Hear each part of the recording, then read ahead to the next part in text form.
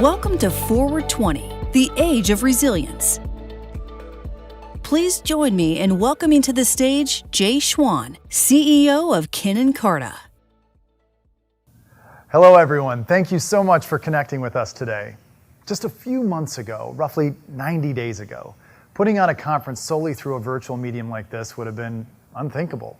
Sure, perhaps a live stream or a YouTube link from a conference, but fully virtually? I don't think so. 90 days. So much has happened in such a short amount of time. We all know the headlines, from a global pandemic and economic uncertainty to space launches and now an inspiring global uprising in the search for justice and equality that seems to be continually elusive. I'm fairly certain none of you decided to join us today for my take on current events. It's simply not what we're here for. But the name of this conference is Forward.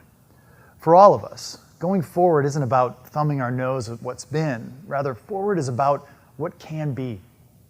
It's about building, about moving ahead, about going further. When we launched the first Forward conference 6 years ago, our goal was to create an ecosystem that brought together the brightest minds in technology, to put the challenges of today aside and to take a moment to step back and explore what's next. Just over a month ago, as the lockdown continued to tighten, I found myself asking that very question. What's next? Everyone's talking about responding and rebuilding and reimagining, and all that makes sense on paper. But seriously, what's next? And then I thought, this is not a question any one person or one organization can answer. We need forward. And 4 weeks later, after an incredible demonstration of collaboration and courage by hundreds of our kin across the globe, here we are. And I've got to tell you, this was not easy. There was a lot of angst inside of our walls, uncertainty, fear, maybe even a touch of self-doubt. But in a matter of 4 weeks, our incredible team converged, ultimately bringing you what stands to be an incredible day. 50 plus sessions, 100 thought leaders, and over 2,000 attendees. You ready to dig in for the next 4 hours on what's next. That fact and that resilience and desire to enact change under wildly difficult circumstances, that's what today is all about. And it certainly seems like it couldn't have come at a better time. There's a lot to be excited about today, including that we've created a program where you have the ability to build your own agenda, to find the answers that you are seeking right now. There's one answer, one thing that I want all of us to take away from today, and that's resilience. Resilience means different things to different people. To me, it's always formed from two primary things: the gift of constraints and the power of connection. Today, constraints are all around us, both personally and professionally. We can choose to look at these constraints as blockers to progress or as a gift enabling change. Transformative change rarely happens without a catalyst and a crisis, and today we're faced with a perfect cocktail of both. The gift of constraints is understanding that we have a choice as to whether we are on the driving or receiving end of that change. Ultimately, it's our decision to make.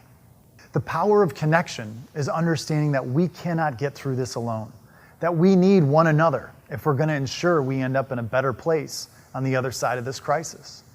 With 40 million currently unemployed in the US and an equivalent number furloughed in Europe, and a virus that's still spreading across the globe, we have a decision to make, to either pull apart or pull together. The protests across America this past week are an important reminder of the importance that we get this right. As we rebuild, we have a choice to create a world that is better, fair, and more compassionate than the one we're leaving behind. This is a decision we each need to make. So resilience is really about making choices. It's something that's 100% in our control. Let me give you an example. Have you ever been in a doctor's office and heard something that made your heart skip a beat? Hopefully not. And for 40 years, I avoided that feeling. But 4 years ago, I heard this. Jay, the disease is in remission, and we have no reason to think it will come back. But the scarring it caused has robbed you of 30% of your lung capacity. I'm so sorry. My body had been hit with a genetic autoimmune disorder called sarcoidosis. I won't bore you with the details, but it's a relatively uncommon disease that in many cases goes undiagnosed, but it can cause scarring on organs, particularly the lungs. Mine were not immune. The scarring on my lungs explained my sudden onsets of shortness of breath and the additional struggle I was feeling when exercising or climbing upstairs. I thought it was just part of turning 40. It wasn't. Despite the gut punch, I tried to stay positive. A 30% reduction is manageable, I told myself.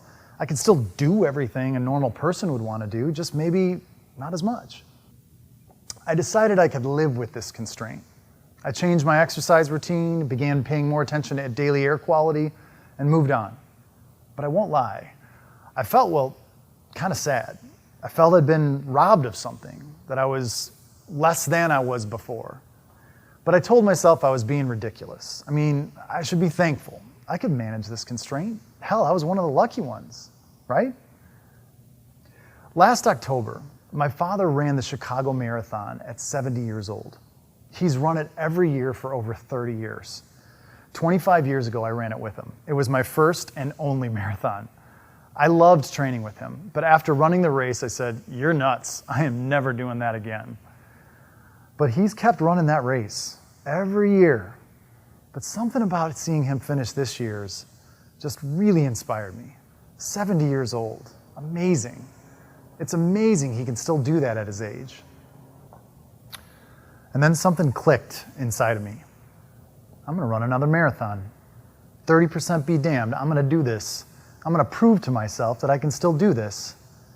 I gave myself 16 weeks to train, and I picked the first marathon that I could find near London where my family and I were living. Enthusiastically, I signed up for it, the Two Rivers Marathon in Zaltbommel, Netherlands.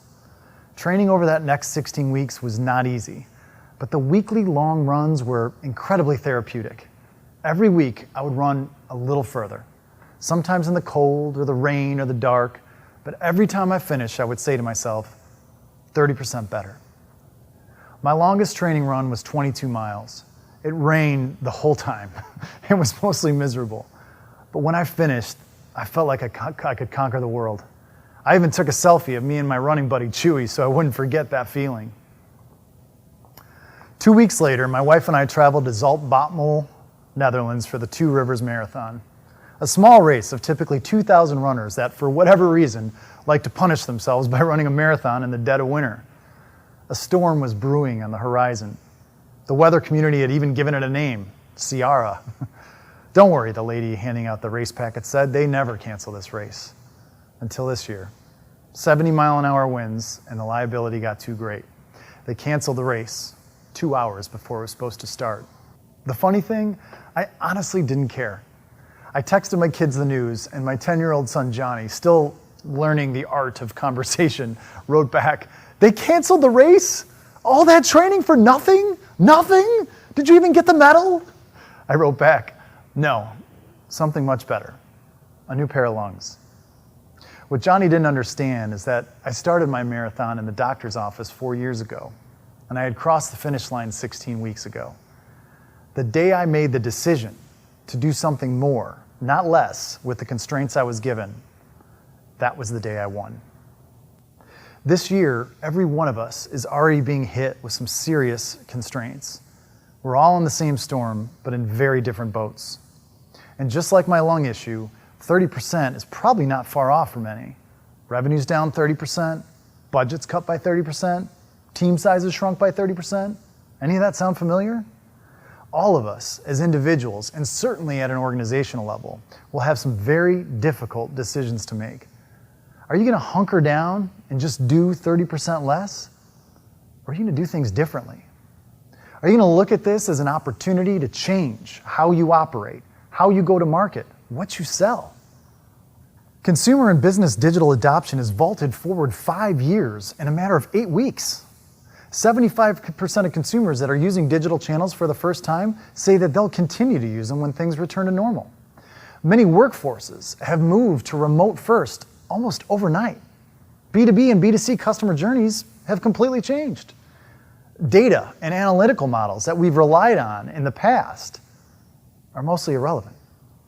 I know this can all seem incredibly concerning, but it can also be incredibly exciting. The decision is yours.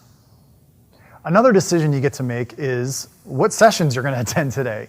And I'm thrilled to tell you it's not going to be easy to decide. We've got so many great sessions about resilience and thriving in constraints. And just an hour from now, our very own digital strategist, George Proudfoot, is going to lead a workshop highlighting all of the signals in the market that could be viewed as constraints or opportunities for new ideas. Later today, the iconic business author Barry O'Reilly will talk about how we need to unlearn in order to lead in today's constrained world.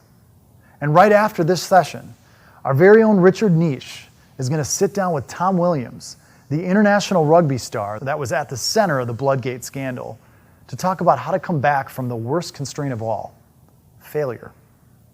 These are just a few of the sessions today highlighting the gift of constraints and the opportunities that lie ahead of all of us.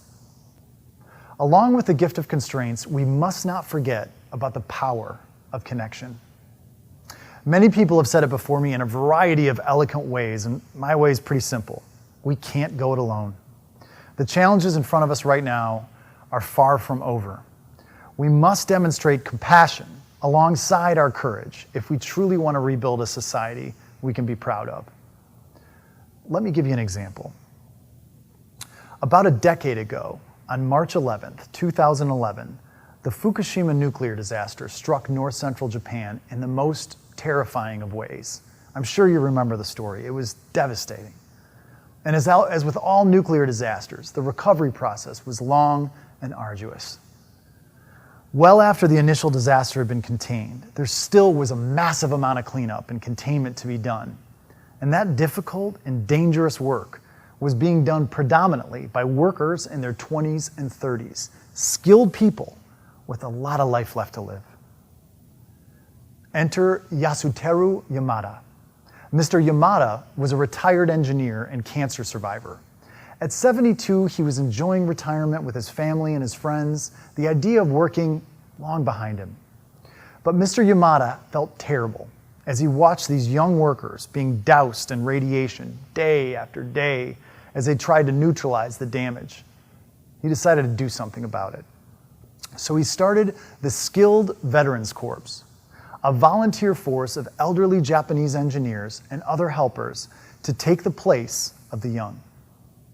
Almost immediately, he gathered over 200 volunteers.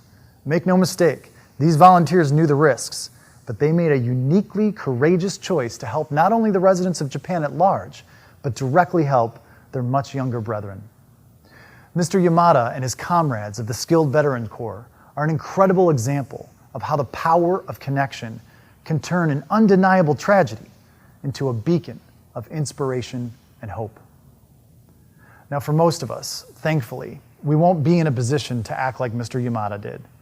And most of us won't be on the front lines of a hospital bursting at the seams with sick patients, or staring face to face with weapons, ballistic gear, and people seeking to impose their will. For most of us, connection might look a little different. Consider this. As working remotely has pointed at some potential productivity gains, let's not forget about the toll on our mental health that it brings. For every colleague who is struggling with screaming kids or barking dogs in the background, there's another sitting alone in a studio apartment or caring for an at-risk relative. After the first couple weeks of the lockdown, here at Kin Carta, we started our Check-In on 2 program, where each employee is assigned 2 others to check in on every day, just to make sure they're doing okay. Taking mental health breaks throughout the day is encouraged, as Zoom fatigue is a real thing. And we must also acknowledge that the social capital that we build in the hallways, before and after meetings, grabbing lunch together, must be replaced with something else. In a remote-first world, what can you do to serve your colleagues as well as your loved ones? To explore this further later today, I'm going to be exploring corporate culture in a remote-first world with Tom Gimbel, owner of the LaSalle Network and corporate culture analyst on Bloomberg, CNBC, and The Today Show. The power of connection exists with our customers too. But in a world where we are delivering more digital and AI-driven customer experiences than ever before, what does connection look like? Many of these AI-driven experiences are what are allowing companies to scale their customer service function during the lockdown. We've set up a number of chatbots for our clients in a matter of weeks to help offload the pressure on contact centers. But we must not forget the importance of building trust and connection in these next generation experiences. Later today, our VP of Digital Product Strategy, Paul Heckel, will discuss how to build trust in a trustless world, an exploration of building connection between AI and our customers. An hour from now, our own Kevin Molinaro will talk with the brilliant Charlie Woodhead from LNER about designing with empathy, how to connect with the 20% of our population with a disability to ensure that they can fully access the platforms and experiences that we're all building. The potential for connection goes beyond the workplace and exists in how each of our businesses serve not only its customers, but the communities that it operates in. There's a global movement around this, and it's called B Corp. B Corp is an independent designation that certifies a business as being socially responsible, one that not only measures profits, but its impact on its planet and its people. Kin Carta is on the journey to become one of the first publicly traded B Corps, and we've committed to certifying all of our regions as B Corps by 2021. Our own head of responsible business, Nick Zinzan, will interview Chris Turner, executive director at B Lab, and Cressy Wessling, a co-founder of one of the first B Corp certified businesses, to discuss the importance of socially responsible business as we rebuild from this crisis. There's so much valuable content around these important themes. If you can't attend any of these sessions live, sign up for them anyway, and we'll send you the recordings later this week. Finally, let's not forget that the power of connection is why we are all here today. That means your voice needs to be heard. Please don't just sit and watch today. Rather, I'm asking you to fully engage, take notes, ask questions, contribute to the conversation, actively pursue the notion of forward.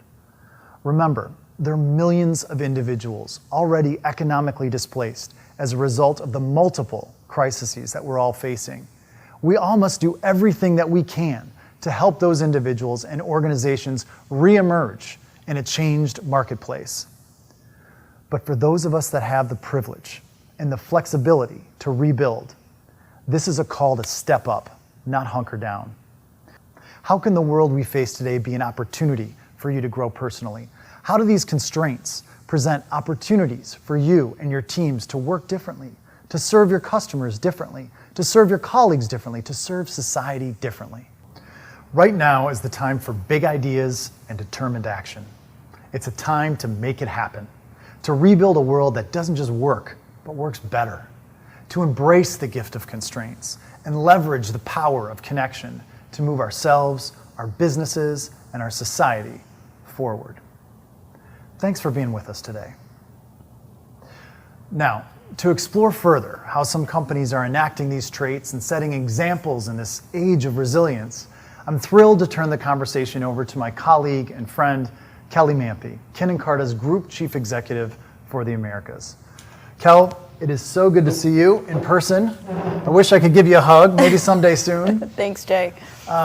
Maybe you can tell us a little bit about what we have coming up next. Sure. I had a chance to sit down with Kin Carta's Chairman of the Board, John Kerr. As you know, John is an industry veteran. He is the recently retired CEO of Deloitte Consulting and creator of Deloitte Digital. John has such a valuable perspective on the market. Our conversation navigated between how the current environment has impacted the world both inside and outside our walls, how employee engagement and connection to your people is more important now than ever. And despite the challenges we may be facing, today there is one common thread that resilient businesses have in common. They aren't standing still. Take a look. Good morning, good afternoon, everyone. Kelly, if we jump right in, let's talk a little bit about markets and about customers. You and your teams are working with clients across a whole range of industries, from retail to agriculture to financial services. And you're working with B2B companies and DTC. And it seems to me that one of the things that about this crisis is that COVID-19 has impacted each industry differently and at different times. But there may be some things that are consistent. What are the consistent elements that you see in the marketplace? Yeah, the one common theme is that no one is losing momentum. No one is stopping. Everyone is continuing to move. And I think what COVID-19 and the pandemic has really highlighted and solidified is that digital is no longer discretionary. It's no longer considered a discretionary investment. It's really essential and core to everyone's business. So how have they been able to keep moving? Well, it's really simple. They're asking for help. They've built up, a partner ecosystem of service providers, vendors, technology partners, and now is a great time to really pressure test the strength of those relationships.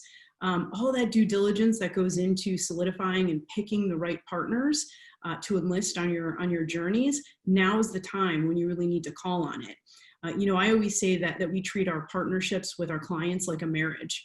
If we're in it for the long haul and needs change along the way, and if you don't ask for what you need when you need it, and if you don't talk about your needs changing, you're likely going to be disappointed and you're not going to get what you need. So have real conversations. Now's the time to really talk transparently about what are the constraints that you're facing, what are the challenges that you're facing with your partners, and you might be surprised at how creative they can get to really rise to the occasion to help you through this. So what capabilities matter then? What are they asking us for to help them with, to help them adapt to the marketplace? Yeah, so it's a combination of two things. It's either things that enhance the core, continuing momentum on their core digital investments, and it's also accelerating some of the adjacent use cases that maybe weren't a top priority before, but now in the environment that we're in have now become a top priority. So I can give you an example. We're working with a large retailer who is in the essential goods business. So all the groceries and all that toilet paper and hand sanitizer that we're all running out and buying. And so this business is already a strong digital business. They already have a strong digital presence across e-commerce and mobile and kind of that delivery ecosystem. But when the pandemic hit, they saw their customer servicing needs go through the roof. And so what it immediately accelerated for them was the need to move and reprioritize those self-service features. So they leaned on their partnerships. They leaned on their partnership with Google and the capabilities of the GCP cloud platform, along with us, to take something from an idea to production in days. I'm talking 7 days. And so they were able to very quickly mobilize a new messaging experience and chat experience that really helped them stem some of the call center volume. And so these aren't things that are going to be throwaway. These aren't just temporary features. These are things that are enhancing the core while creating extreme value in the climate that we're in today. And it's also reset expectations for speed to market that's possible, how fast you can really quickly move when you have the right partners focused on the right use cases. So that example, and I think it's a great example of how you collaborate to innovate, maybe turns us to people, because people are critical to that innovation process. And one of the things that I would say, I've been through a few crises in my career, none quite as big as this one, but something that happens in crises is some of your best people start to formulate a plan B. And it's really important for the organization to continually re-engage and re-recruit those best people throughout the process, throughout the crisis. What are you seeing that our clients are doing, and what are we at Kin Carta doing to achieve that level of re-engagement, that re-recruitment, if you like? Yeah, this has really highlighted that this is a time that can either make or break your culture. So, I had the opportunity to speak with one of who I believe is one of the most authentic leaders that I've ever met, Jim Collins. He's the CEO of Corteva. And Corteva is a multi-billion-dollar agri-science company that is only really a year old. They're a spinoff from Dow DuPont, and they focus on seeds, crop protection, all the digital innovation that a farmer needs today to increase yields. So I hope he doesn't mind me sharing this, but in our conversation, we set out in our one-on-one to discuss the impact of COVID to our respective businesses and how we were planning to navigate it. And the very first topic that he wanted to dive into was really the people and the culture. And, he said to me, Kelly, this crisis has done exactly what I hoped would happen to our culture. When we set out to create this business a year ago, it's galvanized our culture. And so, it's really in part because of his authenticity and his openness and the two-way dialogue that he's encouraged with his people. I think that's such an important point. People want to be treated like adults in a situation like this. They want to hear the truth. They want to know what the path forward looks like. And even if it's not all perfect and it's not all of what they want to hear, they just want to be treated like adults, as I say. Yeah, and that's really what we've tried to do. I mean, we talk every week. We talk often, and so even before COVID, we had a weekly company meeting, and often it was limited to the folks that were just in the office.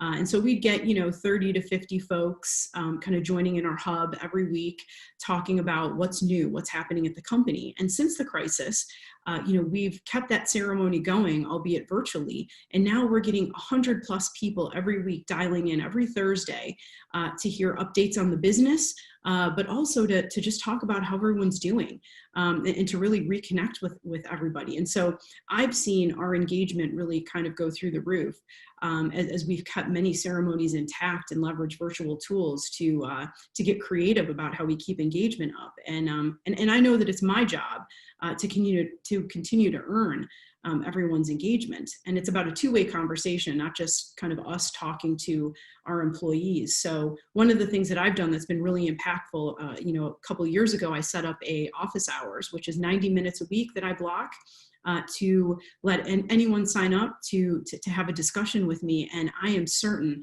that I get far more out of that listening exercise than the people that sign up. And people get so much out of that direct engagement with leadership. Yeah. That's great, and thank you for this. I'm taking 3 themes or takeaway points from this. Seems to me that you told us, don't let the crisis slow you down. Keep moving forward. In order to keep moving, treat your partner ecosystem like a marriage. Test the partnerships and test what they can bring. And then thirdly, engage your employees continuously with open and honest two-way conversations. We recruit them. Thanks for this, Kelly. I really appreciated it. Thanks, John. Thanks so much, Kelly. I really love that concept of now being the time for us to re-recruit our people for this next phase of the journey. Such a great message for all of us. I couldn't agree more. Well, that is it for us. You can now jump over to the fireside chat between Richard Niche and Tom Williams. Please enjoy yourself today and stay safe and be well.